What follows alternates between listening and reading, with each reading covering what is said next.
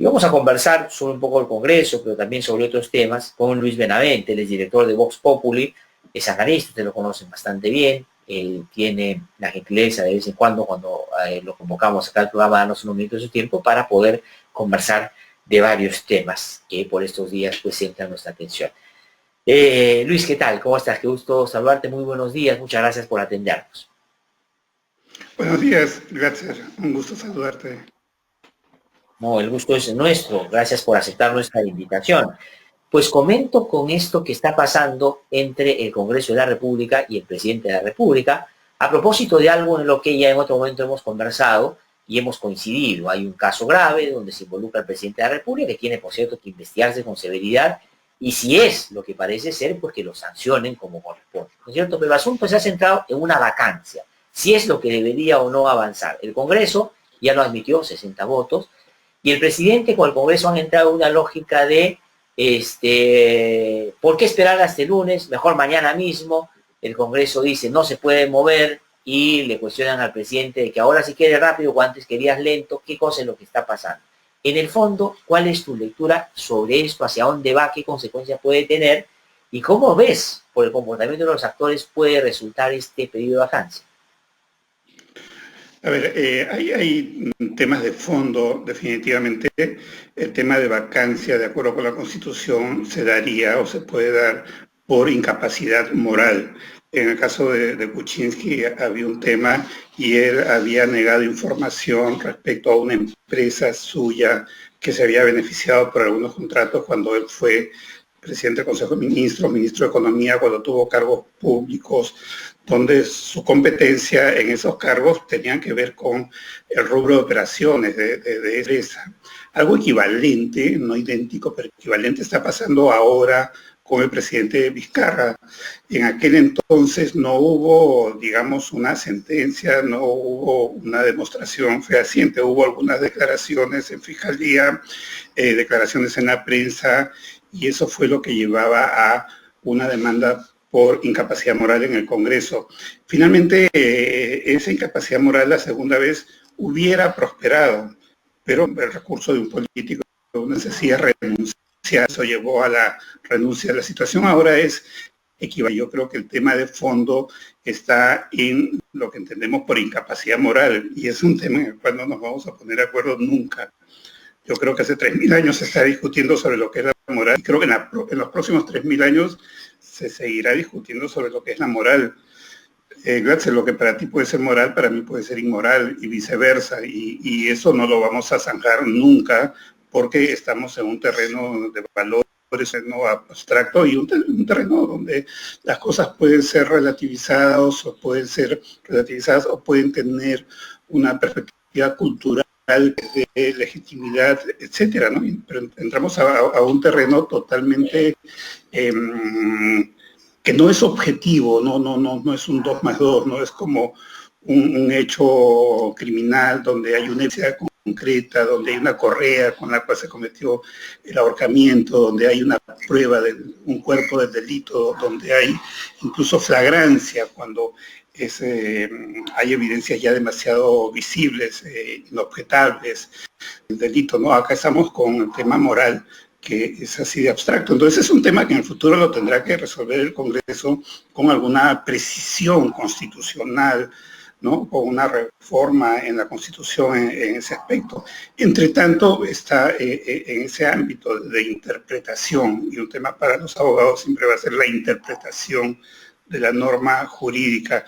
Y en esa interpretación hay un margen de intereses grupales, corporativos, individuales, personales que se ponen en juego. Finalmente, esa interpretación es totalmente discrecional y puede estar amparada en cierto tipo de argumentos. Ese es un poco el tema de fondo. Respecto al tema de fondo, ahora vamos a ver si conviene o no políticamente una Ahora, vacancia. a eso vamos a ir, vamos a hablar en un ratito sobre la conveniencia o no de en este momento una vacancia, pero quisiera quedarme en este primer punto que tú has planteado. Y claro, o sea, digamos, de lo que se trata es cuando se desarrolla un procedimiento judicial, administrativo, Hay asuntos que hay que ir objetivizando, por decirlo de alguna manera, para poder aplicarle en el marco del debido proceso a una persona, porque si no la discrecionalidad amplia hace que se pueda cometer actos arbitrarios. Pero aquí hay una instancia a la que ya se ha sometido justamente esa discusión, que es el Tribunal Constitucional. O sea, el Ejecutivo le preguntó al Tribunal Constitucional, le dice, así como el Congreso interpreta la incapacidad moral, ¿es como se tiene que interpretar? Eso le ha preguntado. El asunto está en que el Congreso todavía no responde. Tiene hasta el 11 de noviembre va a responder y está esperando esa fecha. La pregunta que uno se hace, en términos estrictamente procesales, ¿no es cierto? ¿Por qué el Congreso no se espera un poco a que el tribunal se pronuncie para que con ese lineamiento que va a poner, porque el tribunal va a tener que hacer algo, va a decir incapacidad moral permanente, se entiende así? La gente puede seguir pensando que eso es subjetivo, pero una vez que el tribunal diga esas son las reglas, y después iniciar un proceso de vacancia. El asunto está que lo quieren sacar a como dé lugar, ¿no? Ese es el problema. Ahí el tribunal tiene que cumplir un papel fundamental, pero no lo va a hacer antes del lunes, claramente. La pregunta es, ¿qué va a pasar después del lunes? ¿O qué va a pasar el lunes y qué conviene que pase desde tu punto de vista? Hay un sector evidentemente que lo quiere sacar, que no quiere al presidente. Y es un tema, yo diría, estrictamente político. Yo diría que habría una equivalencia relativa entre esto de la incapacidad moral que es tan gaseoso con los regímenes parlamentaristas, donde la cosa es más fácil, ¿no? Si una mayoría se pone de acuerdo porque no quiere al primer ministro, ningún motivo, sin que tenga una investigación, sin que haya cometido un error, simplemente porque no le gusta su cara, así de fácil, esa mayoría en el Parlamento le retira el apoyo y el primer ministro tiene que renunciar. Ese es un régimen parlamentarista y eso pasa en el Reino Unido, podría pasar en España, de alguna manera ha pasado, podría pasar en Dinamarca, en Suecia, en muchas democracias europeas donde el primer ministro depende íntegramente del respaldo parlamentario, independientemente, así sea el mejor primer ministro del mundo. Margaret Thatcher, con todo lo emblemática tuvo que renunciar. ¿Por qué? Porque el Parlamento le quitaba la confianza, ¿no? Pero ese es el otro extremo, ¿no?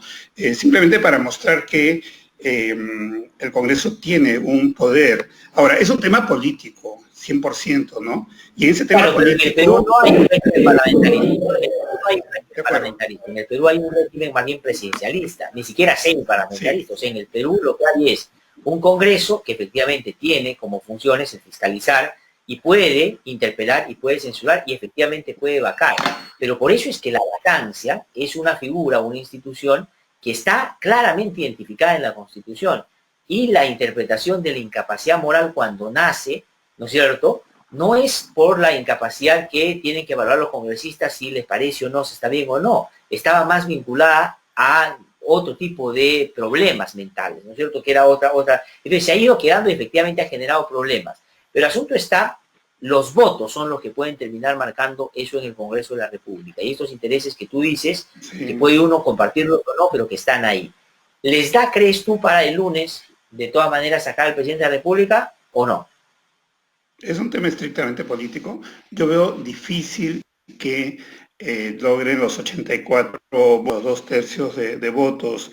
No imposible, porque ya hemos visto cómo en el anterior proceso de vacancia, hace muy poco tiempo, hace pocas semanas, Acción Popular respaldó al presidente y ahora ha quitado el respaldo.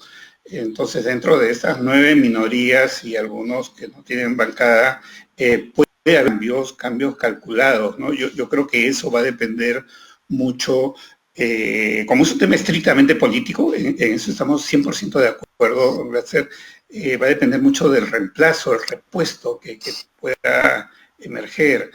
Se ha hablado de que el Congreso retire la aceptación de renuncia de Mercedes Arauz para habilitarle el terreno y de esa manera bloquearle el camino al actual presidente del Congreso, a Manuel Merino. Entonces, esa es una posibilidad. Respecto a que el repuesto de Vizcarra fuera eventualmente Merino, allí sí creo que algunas fuerzas políticas van a estar en desacuerdo, porque como todo es político y todo, por lo tanto, es cálculo político, tener a un presidente de la República de un partido que está en el Congreso podría entenderse como que eso facilitaría el camino de ese partido en las próximas presidenciales, en las elecciones. Entonces ahí la lógica política habría que algunas agrupaciones piensan que no sea conveniente, no por blindar a Vizcarra, sino por bloquearle el paso a Acción Popular en la presidencia, ¿no? Sería un caso parecido al de Valentín, no idéntico, diferente, pero en el cual desde el Congreso un representante, en este caso el presidente del Consejo de Ministros del Congreso, entre a tomar la presidencia. Yo creo que ahí va a estar el cálculo, ahí es donde se está embarajando, me parece, Glatzer, en este tema estrictamente político. Sí, ahora, claro, la otra lectura en torno a que asume Benito del Ama el Congreso, una es la que tú dices, ¿no es cierto?, que puede beneficiar a su partido o lo puede terminar perjudicando, porque el comportamiento que tan corto plazo puede tener con tantos problemas, ¿no es cierto?, es un asunto que puede jugar en contra. Y además la gente, yo creo que ha ido tomando nota ya de Acción Popular en el Congreso. Y me da la impresión, no sé, y aprovecho para preguntarte tu punto de vista sobre eso, que lo que se decía, y lo habíamos conversado contigo antes también, el Congreso actual iba a ser como la vitrina para que exhiban los partidos políticos lo mejor de cara a lo que quieren que pase con ellos el 2021. Pero si esa fuera la pretensión, me da la impresión que el comportamiento en el Congreso no les ha puesto o no les ha dejado mostrar su mejor cara, porque están seriamente cuestionados, ¿o crees tú lo contrario? No, creo que el Congreso no ha logrado el reposicionamiento, la recomposición de imagen, un mayor prestigio en este periodo que comenzó en marzo tras las elecciones del 26 de enero, ¿no? Y eso es de alguna manera dado fuerza al presidente también. Pensemos que el presidente ha vivido, entre comillas, de golpear al Congreso. El Congreso ha sido como una piñata, golpearlo para sacar algo de él. Entonces, claro, cuando se rompe la piñata, pues los niños corren y sacan algo de ahí. Entonces, el presidente ha sacado prestigio porque los peruanos mayoritariamente no quieren al Congreso, porque es una institución que ha estado desprestigiada y no ha logrado recuperarse. Entonces, allí hay un tema. Y por otro lado, también es cierto que si el Congreso no ha mostrado su mejor cara, creo que el presidente tampoco ha guardado las formas democráticas.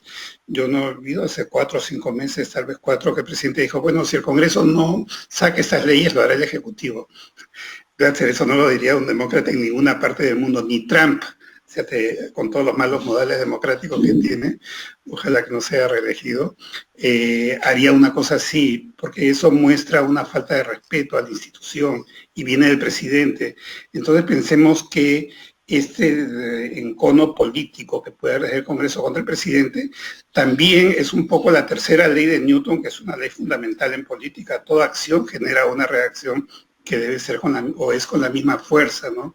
Viendo las cosas objetivamente ha habido. Entonces, eso es algo cuya factura está pagando hoy el presidente, no haber sido muy considerado con el Congreso y haberlo golpeado para sacar provecho. Eso con la representación anterior, que estaba muy debilitada, muy desgastada, con un fujimorismo liderando esa mayoría, que fue una mayoría absoluta en un momento dado con 73 representantes, pero que tenía una crisis muy fuerte y hizo todos los errores, todo lo posible para que sea disuelto al punto que se autodisolvió más que una disolución presidencial, ¿no?